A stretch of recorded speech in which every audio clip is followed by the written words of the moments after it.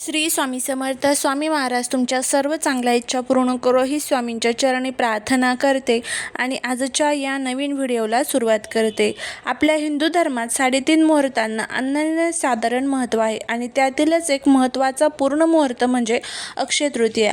यावर्षी 19 एप्रिल 2026 रोजी आपण अक्षय तृतीया साजरी करणार आहोत. अक्षय म्हणजे ज्याचा कधीही क्षय होत नाही, म्हणजेच ज्याला कधीही नाश होत नाही. आजच्या व्हिडिओमध्ये आपण पाहणार आहोत अक्षय तृतीयेचे धार्मिक महत्त्व, पूजाविधी, या दिवशी कोणत्या गोष्टी करणे शुभ मानले जातात, या दिवशी काय करावे, काय करू नये आणि सर्वात महत्त्वाचं म्हणजे या दिवशी कोणत्या वस्तू आपल्याला चुकूनही आपल्या घरातून कोणाला द्यायच्या नाहीये, नाहीतर आपल्याला भोगावे लागेल दुःख आणि दारिद्र्य. या संदर्भाची संपूर्ण माहिती आज या व्हिडिओमध्ये मी तुमच्यासोबत शेअर करणार आहे, त्यामुळे व्हिडिओ हा स्किप न करता शेवटपर्यंत पहा. जर तुम्ही या चॅनलवरती नवीन असाल तर चॅनलला सबस्क्राईब करा आणि असेच माहितीपूर्ण नवनवीन व्हिडिओ पाहण्यासाठी बेल आयकॉनलाही प्रेस करा, म्हणजे जेव्हा कधी मी नवीन व्हिडिओ अपलोड करेल त्याचं नोटिफिकेशन सर्वात अगोदर तुम्हाला भेटेल आणि तुम्ही एक पण व्हिडिओ मिस करणार नाही. अक्षय तृतीया हा दिवस कृतयुग आणि त्रेतायुगाचा प्रारंभ मानला जातो. पौराणिक कथेनुसार याच दिवशी भगवान परशुरामांचा जन्म झाला होता. तसेच वेदव्यास यांनी महाभारत लिहायला सुरुवात केली आणि गंगा माता स्वर्गातून पृथ्वीवर अवतरली ती देखील याच दिवशी.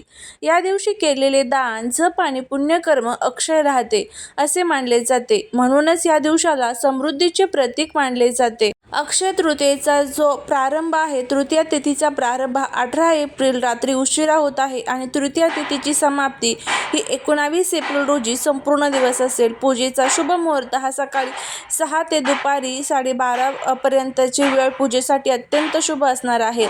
या दिवशी सकाळी लवकर उठून पवित्र स्नान करावे, घराच्या देवाऱ्यात विष्णू आणि लक्ष्मीची मूर्ती किंवा फोटोची पूजा करावी, त्यांना पिवळी फुले आणि तुळस अर्पण करावी. आजच्या दिवशी नैवेद्याला विशेष महत्त्व आहे. हरभरा डाळ, कैरीची पणी आणि आंब्याचे पदार्थ प्रामुख्याने नैवेद्य म्हणून दाखवले जातात. उन्हाळ्याची सुरुवात असल्याने अनेक ठिकाणी पाण्याचे माठ किंवा कलश दान करण्याची किंवा घरी आणण्याची परंपरा असते. अक्षय तृतीयेला काय करावे? या दिवशी सोने किंवा चांदी खरेदी करणे अत्यंत शुभ मानले जाते. असे मानतात की यामुळे घरात लक्ष्मीचा कायम वास असतो.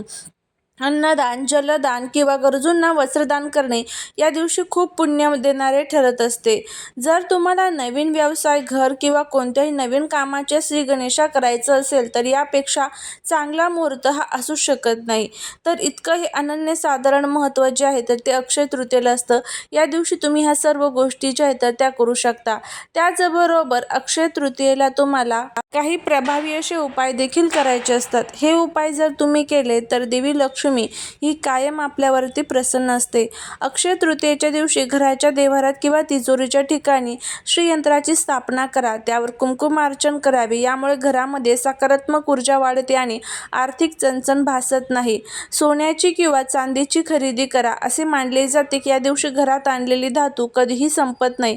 जर सोने खरेदी करणे शक्य नसेल तर चांदी, नाणे किंवा एखादे तांब्याचे भांडे घरी आणावे. जर हेही शक्य नसेल तर साधी खडीसाखर किंवा धने विकत घेऊन घरी आणणे देखील लक्ष्मीचे प्रतीक मानले जाते. अक्षय तृतीयेच्या दिवशी पूजेमध्ये 11 पिवळ्या कवड्या ठेवाव्यात, त्यांना केशर आणि हळदीचा टिळा लावावा. पूजेनंतर या कवड्या एका लाल कपड्यात बांधून तुमच्या तिजोरीत किंवा जिथे तुम्ही पैसे ठेवता तिथे ठेवावेत. यामुळे पैसा टिकून राहण्यास मदत होते. पूजेमध्ये लक्ष्मी आणि विष्णू भगवानांना धणे आणि गुळाचा नैवेद्य अर्पण करावा. नंतर हे धणे बागेत किंवा कुंडीत पेरावेत. जसे जसे धणे उगवतील तशी तशी तुमच्या घराची समृद्धी वाढते अशी श्रद्धा असते. घराच्या मुख्य दरवाजाच्या दोन्ही बाजूंना शेंदूर किंवा हळदीने स्वास्तिक काढावे. दाराला आंब्याच्या पानांचे आणि झेंडूच्या फुलांचे तोरण लावावे. लक्ष्मी माता स्वच्छ आणि सुशोभित घरातच प्रवेश करते, म्हणून घर आणि विशेषतः उंबरठा स्वच्छ ठेवावा. जर तुमच्याकडे दक्षिणावर्ती शंख असेल तर या दिवशी त्याला दुधाने आणि गंगाजलाने अभिषेक करावा. हा शंख लक्ष्मीचा भाऊ मानला जातो, यामुळे याची पूजा केल्याने देवी लक्ष्मी लवकर प्रसन्न होते. हे सर्व उपाय श्रद्धेने आणि मनापासून केल्यास त्याचे फळ नक्कीच मिळते. त्याचबरोबर या दिवशी काही स्तोत्रांचं आणि मंत्रांचं पठण करायचं असतं. त्यामध्ये तुम्ही कनकधारा स्तोत्रमचं पठण हे आवर्जून करावं. एकदा श्रवण जरी केलं तरीही चालेल किंवा मग तुम्ही स्वतः म्हटले तरीही चालेल.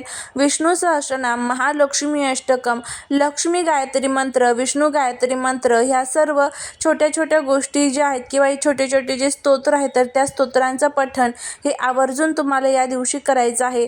आणि त्याचबरोबर काही चुका ज्या आहेत तर त्या आपल्याला टाळायच्या आहेत.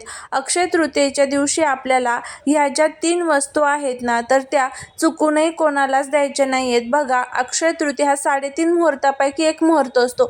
या दिवशी साक्षात देवी लक्ष्मी ही आपल्या घरामध्ये प्रवेश करत असते आणि आपल्या घरातील लक्ष्मीकारक ह्या जर वस्तू आपण कोणाला दिल्या तर काय होतं का आपण म्हणतो मी खूप कष्ट करते, मेहनत करते, पण तरीही का मला माझ्या कष्टाचं मेहनतीचं फळ मिळत नाही.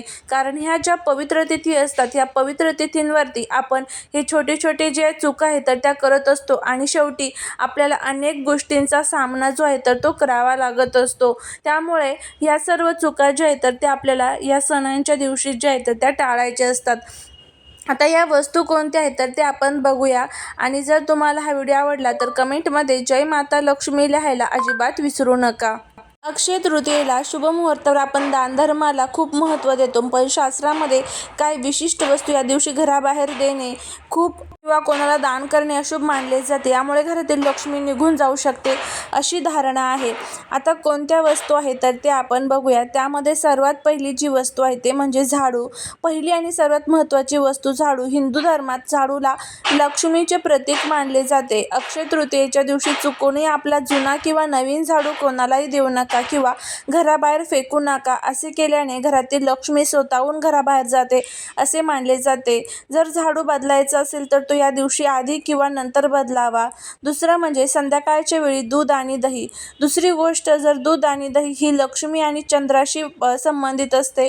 विशेषतः सूर्यास्तानंतर किंवा संध्याकाळच्या वेळी अक्षय तृतीयेला कोणालाही दूध आणि दही देऊ नका. यामुळे घरातील सुख शांती भंग पावते, आर्थिक समस्या निर्माण होतात. तिसरी जी वस्तू आहे ते म्हणजे मीठ. हे सकारात्मक ऊर्जेचे प्रतीक आहे. अक्षय तृतीयेच्या दिवशी आपल्या घरातील मीठ कोणालाही उसने किंवा दान म्हणून देऊ नका. शास्त्रानुसार या दिवशी मीठ दिल्यास घरातील सकारात्मकता कमी होते आणि कर्जाचा डोंगर वाढण्याची शक्यता असते. चौथी जी वस्तू आहे ते म्हणजे धारदार वस्तू. अक्षय तृतीया हा शुभ कार्यांचा दिवस आहे. या दिवशी कोणालाही कात्री, सुरी, सुई यासारख्या धारदार वस्तू भेट देऊ नका. उसनेही देऊ नका. या वस्तू राहू केतूशी संबंधित असतात. या दिवशी शुभ असतं, त्यामुळे दान केल्याने घरात ज्या ह्या वस्तू आहेत तर जर तुम्ही दान केल्या तर कटकटी आणि दुःख निर्माण होऊ शकतात. त्यामुळे या वस्तू दान देखील करू नका. त्यानंतर पुढची जे वस्तू आहे ते म्हणजे वापरलेले कपडे किंवा फाटके कपडे.